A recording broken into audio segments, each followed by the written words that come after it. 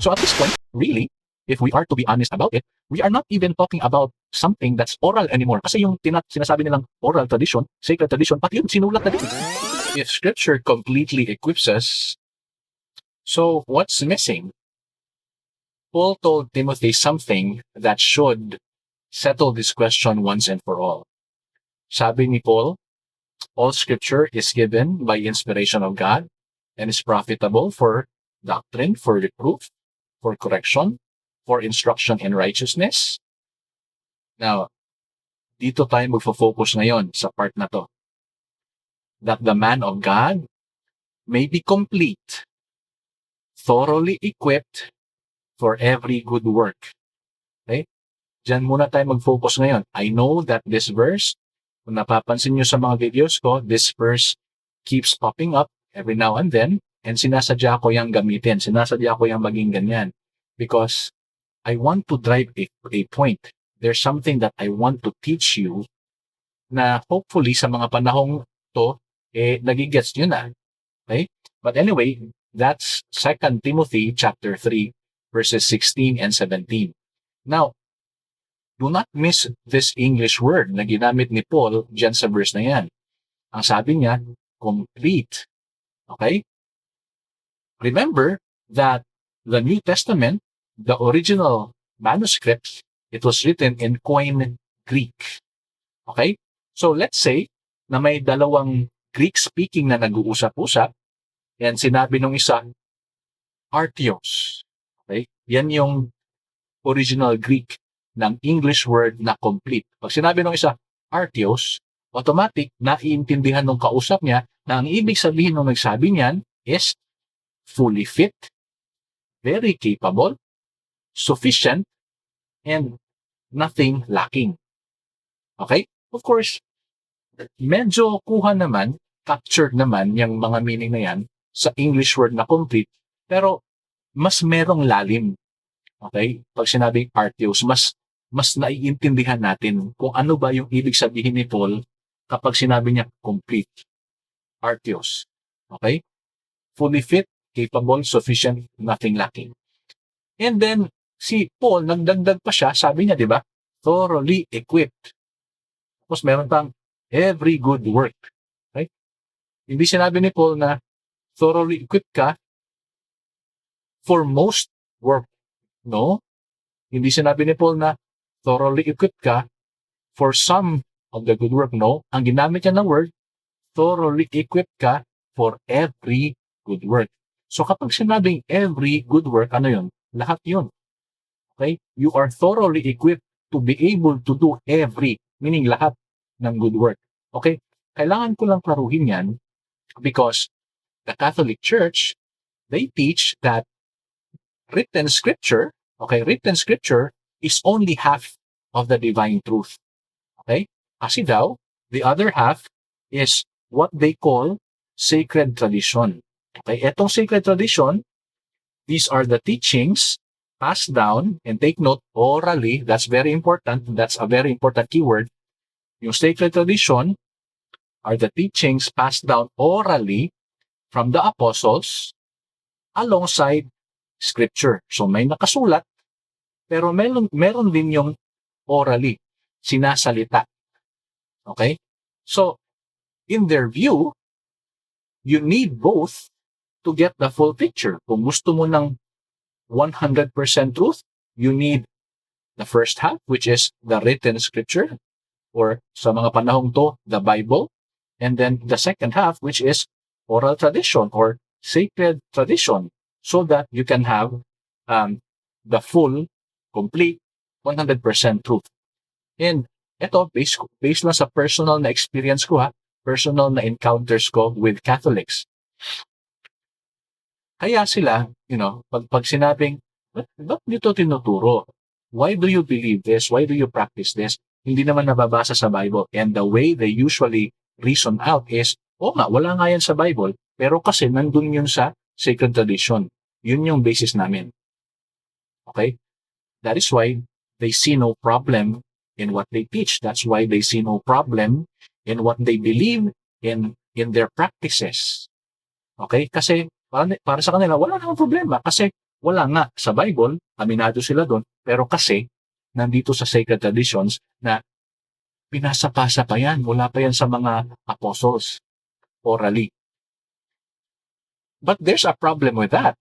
Kasi again, kung i-examine natin yung verse na binasa natin kanina, Paul did not say that Scripture equips you partially. Yan ba yung word na ginamit ni Paul? No.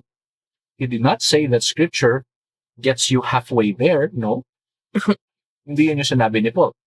Sabi niya, that the man of God is complete. Pag complete, 50% ba yan? Okay? Sinabi niya, thoroughly equipped. Pag mga words na yan, complete, thoroughly equipped, paano?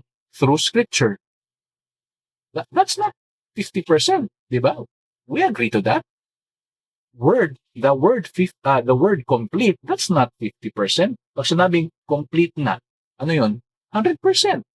Pag sinabing thoroughly equipped, o kunyari, sa kasundalo, pupunta kang gera, thoroughly equipped na ako.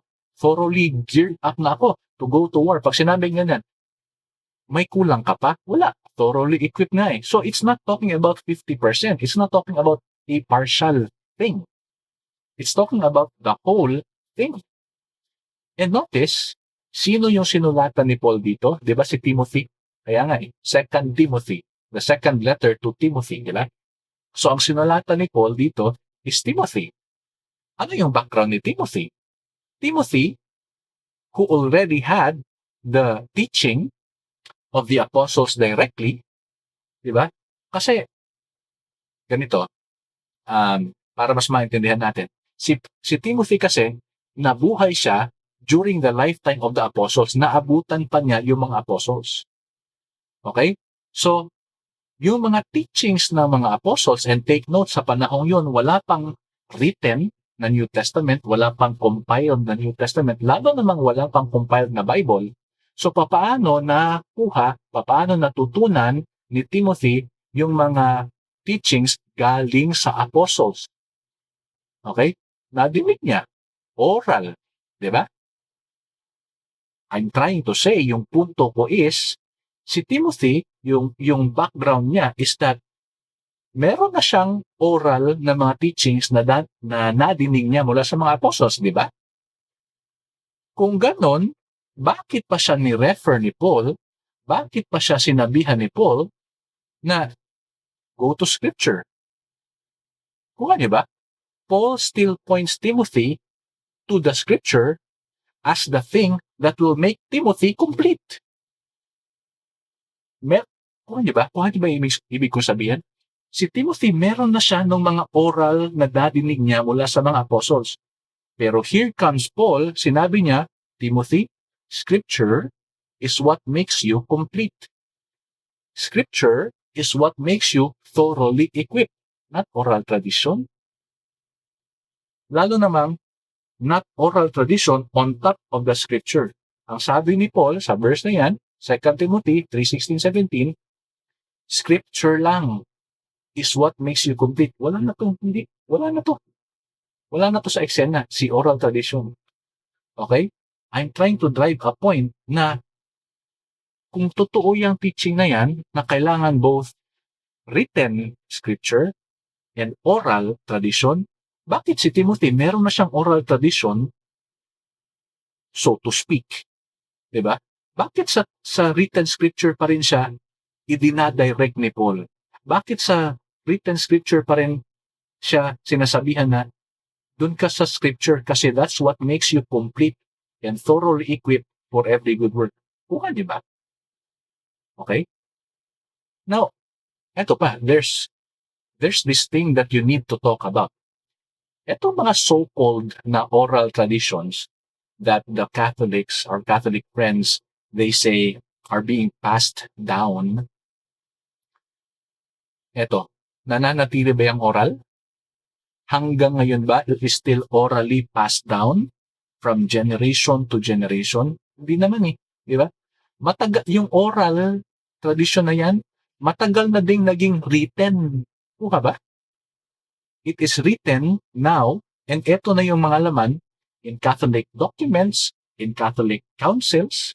So at this point, really, if we are to be honest about it, we are not even talking about something that's oral anymore. Kasi yung sinasabi nilang oral tradition, sacred tradition, pati yun, sinulat na din eh. Okay? So, ano nangyari? Di ba? Before nasulat yung oral tradition, meron ng written scriptures talaga. Pero this time, yung dating oral tradition, sinulat na din. So, anong nangyari? May dalawang grupo na nakasulat. Yung original, yung nauna, sacred writings, okay, or yung Bible at this present time, and yung sacred tradition na dati orally pinasa-pasa. Okay? So really, we are now talking about writings of man placed alongside, pero minsan, in practice, in reality, minsan, above pa nga ng Word of God. Minsan, ito pa yung nangingibabaw. Si dating oral tradition na ngayon sinulat na, minsan ito pa yung nangingibabaw. Di ba sabi ko nga kanina, aminado naman sila na meron silang mga practices na hindi nababasa sa Bible, pero kasi andito naman. Yan sinasabi ko. Di ba? Pero, hindi ba familiar sa iyo yan? Sa inyo yan? Yung scenario na yan? Because that is exactly what Jesus warned about. In Matthew chapter 7, or in Mark chapter 7, verse 13, nirebuke ni Jesus yung mga Pharisees. Why? For making the word of God of no effect through your tradition. Nagiging walang bisa, nawawala yung epekto ng word of God because of the traditions. Diba yun yung mismo warning ni Jesus? God's word, my friends, does not need a supplement. Okay? If scripture is sufficient, and Paul says it is, then nothing needs to be added to it. Not tradition, not counsels, not creeds. Now take note, I hope you do not misunderstand. Again, I am saying this as lovingly as possible. I am not here to bully. I am not here to criticize. I am not here to insult, to ridicule whatsoever. Sinasabi ko lang yung mga facts. If ever, merong mga mali doon, please feel free to call me out. I am willing to discuss, to converse. Pero as somebody na formerly bininyagan as a Catholic baby, for somebody na pinalaki, by Catholic folks, for somebody na nag-aral ng buong high school and college in a Catholic university, I do know something of what I'm talking about. Okay? Now, don't just take my word for it. Huwag na akong basta-bastang paniwalaan. Read the whole passage. Kung meron kang Bible, ngayon nga, buksan nyo. 2 Timothy chapter 3, 16 to 17. Actually, simulan nyo sa verse 14. Let the word speak for itself because it is fully capable of doing exactly that. Okay? God, He did not give us half a Bible. Never trust a preacher blindly, not even me. The Bible is the standard, not me. Search the scriptures. If I speak true, please obey God. If I don't, please reject me. Remember, John 7:17, Acts 17:11.